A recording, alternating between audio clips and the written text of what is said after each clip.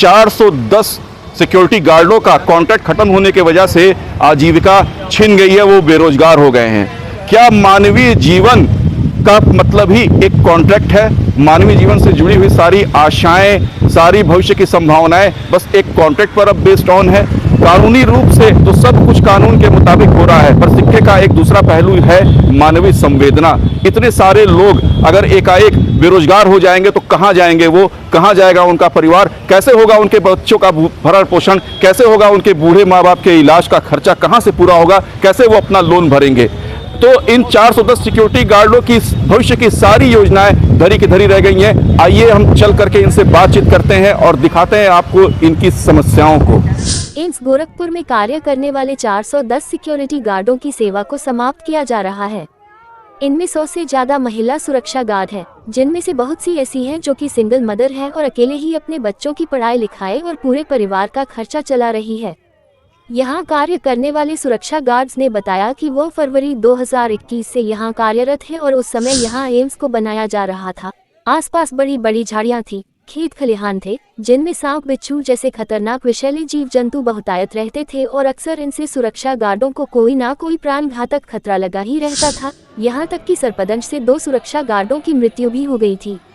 Corona महामारी जैसी विषम परिस्थिति में भी इन सुरक्षा गार्ड्स ने अपनी सेवा में कोई कसर नहीं छोड़ी, जबकि इनमें से बहुत से गार्ड्स को कोरोना भी हुआ। यहाँ तक कि 3 सुरक्षा गार्डों की कोरोना के चलते मृत्यु भी हो गई, लेकिन फिर भी ये सुरक्षा गार्ड्स अपने कर्तव्य पथ से बिल्कुल भी विचलित नहीं हुए और आज अचानक इनके सारे त्याग और उत्कृष्ट सेवा को दरकिनार करके उनके हाथ में सेवा समाप्त होने का नोटिस थमा दिया गया। और वहीं एम्स प्रशासन, जिनकी इन्होंने वर्षों से सेवा की, इसमें हम कुछ नहीं कर सकते क्योंकि हमारा कॉन्ट्रैक्ट आपकी कंपनी से है और आप हमारे स्टाफ नहीं है, कहते हुए अपना पल्ला झाड़ लिया। आइए अब हम इनसे बात करके इनकी समस्या के बारे में जानने का प्रयास करते हैं। क्या शुभ नाम है आपका? सर मेरा शुभ नाम है अभिषेक मिश्रा। क्या काम करते हैं आप?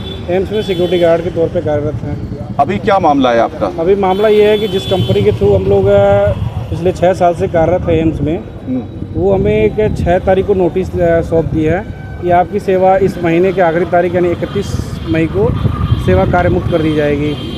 कुल कितने लोग हैं आप लोग? 410 लोग, जिसमें 106 महिलाएं हैं। तो क्या सभी लोग कार्यमुक्त कर दिए जाएंगे? सभी लोगों को एक साथ नोटिस दे दिया गया है कि इस महीने की आखिरी तारीख तक आप लोगों को कार्यमुक्त कर दिया जाएगा। एम्स प्रशासन से आपने कुछ बात किया है? एम्स प्रशासन की ईडी मैम से बात हम लोगों ने किया था, पर उन्होंने कहा कि आप लोग हमारे कर्मचारी नहीं हैं। हम लोगों ने लाख गुहार लगाई और वो हमारी एक नहीं सुन रही हैं। संकट तो ये है कि हम लोग अपने बच्चों का भरण पोषण, अपना जो है जिम्मेदारी, सब इसी के भरोसे चलाते थे। कितने लोग हैं? के जनप्रतिनिधियों के द्वारा कि क्या कहीं ऐसा, और माननीय मेरी डायरेक्टर मैडम सेना से आई हैं, क्या कहीं सेना में ऐसा है क्या कि अगर एक सेना गलती करती है तो पूरे कंपनी को चेंज कर दिया जाता है, पूरी सेना चेंज करके नई भर्ती कर दी जाती है?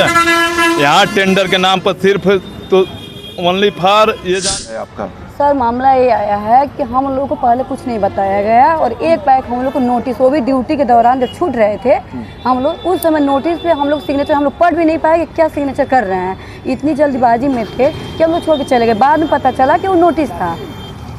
उसके बाद से हम लोग नोटिस किस बात का था? कि आप लोग का 31 मई तक आप लोग काम करें, उसके बाद से आप लोग जहाँ जाए।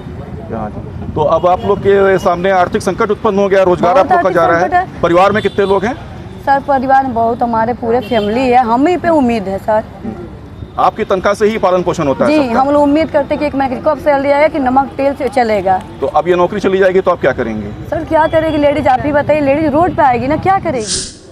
और मेरी बहुत बड़ी जटिल समस्या ये है कि हम लोग रेंट पे रहते हैं, अपने घर बार अपने परिवार को छोड़ के आए हैं, अपने बच्चों को लेके आए हैं, पढ़ाने के लिए आए हैं। एडमिशन करा के अप्रैल में हम लोग खुद फंस गए हैं और अचानक हम लोग की रोजगार ही छीनी जाएगी तो बताइए हम लोग कहाँ जाएंगे?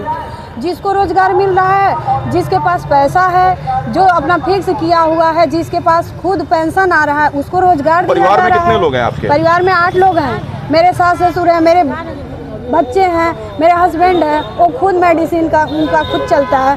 बताइए हम कहाँ जाएंगे?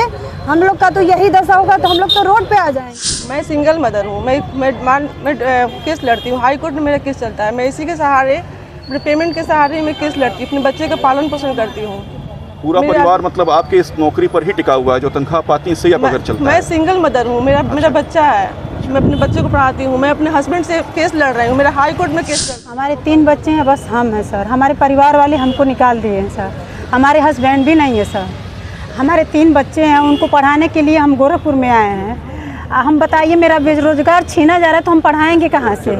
हमने बाबा के पास भी गया, वहाँ से हमें भी कोई इंसाफ नहीं मिला। यहाँ भी हम लोग आए, हमें इंसाफ चाहिए सर।